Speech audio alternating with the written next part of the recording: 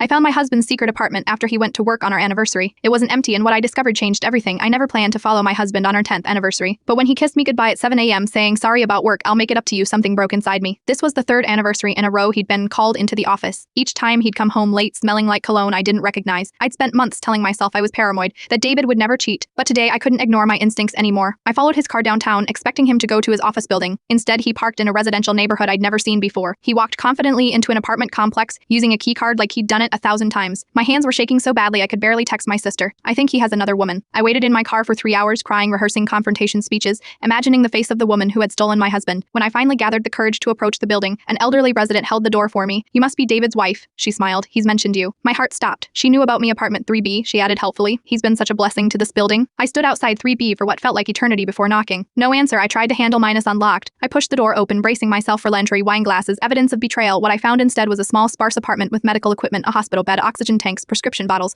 and sitting in a wheelchair by the window was a frail elderly man who turned to look at me with David's eyes. "You must be Sarah," he said softly. "I am Robert, David's father." The father my husband told me had died before we met, the alcoholic who had abandoned him at 12, the man David had sworn he'd never forgive. For 3 years, my husband had been secretly caring for his estranged father through late-stage COPD meals, administering medications, reading to him minus all while telling me he was working late. "He didn't want you to know," Robert explained. "Said I didn't deserve to be part of his new life after what I'd done, but he couldn't let me die alone. When David returned with groceries and found me there, he broke down completely. Through tears, he explained how his father had reached out after his diagnosis, how David had been torn between his anger and his conscience, how ashamed he felt about caring for the man who had hurt him so deeply. "I didn't want you to think less of me," he whispered, "for not being strong enough to turn him away. I am still processing everything, the secrets, the lies, the years of deception. But as I watch my husband gently help his father eat dinner, I am seeing a side of him I never knew existed, a capacity for forgiveness. Today wasn't the anniversary I expected, but maybe in the most painful way possible, I finally truly know the man I married."